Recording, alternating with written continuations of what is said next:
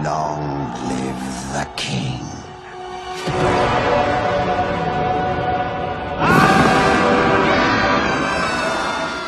Imagine if everything you knew about the Lion King changed with just one moment. What if Mufasa survived that deadly fall but never fully recovered? What if Scar was banished immediately and Simba was trained by his weakened father to be the king he was always meant to be?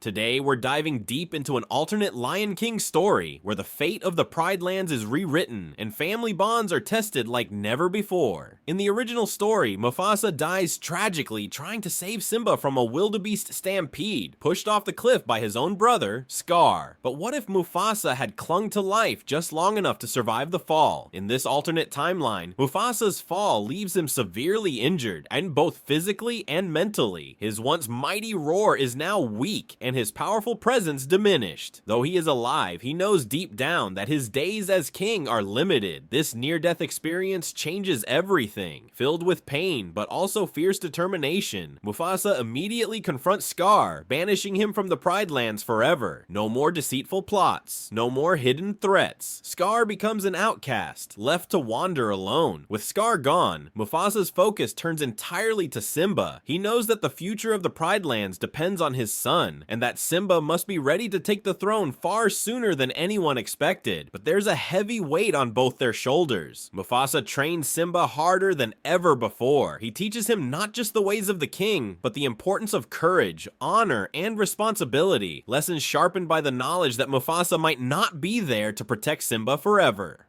Simba grows stronger each day, driven not only by his father's guidance, but also by a growing fear of losing him.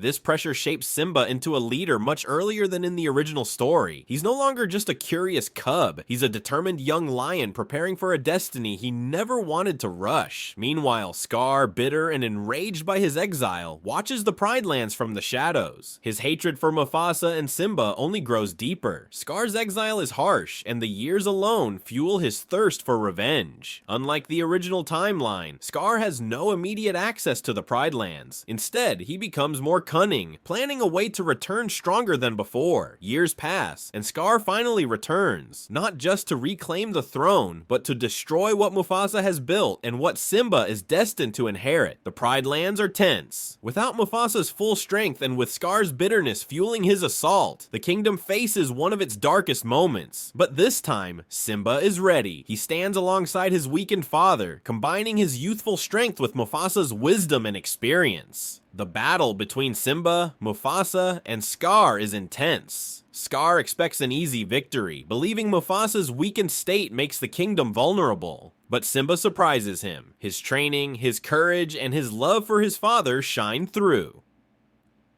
Together, Simba and Mufasa fight not only to save the Pride Lands, but to protect their family. At a critical moment, Simba saves Mufasa from a deadly attack, proving that he is no longer just the prince, but a true leader. Here's the twist. Instead of simply defeating Scar, Simba chooses mercy. He shows Scar that his destiny was never to rule through fear or betrayal, but that Simba was always meant to be king. Scar, faced with this unexpected compassion, experiences a moment of reflection. The bitterness that once consumed him begins to fade. The story doesn't end with Scar's destruction, but with the possibility of his redemption. In this alternate timeline, the Pride Lands are saved not just by strength, but by forgiveness and understanding. Mufasa's survival, though painful and uncertain, teaches Simba the true meaning of leadership, and that even the darkest wounds can heal with time. So what do you think? How would the story have changed if Mufasa never truly left Simba's side? Would Scar's heart soften, or would darkness always win? Let me know in the comments below. And if you enjoyed this alternate take on The Lion King, don't forget to like and subscribe for more deep dives and what if stories. Thanks for watching.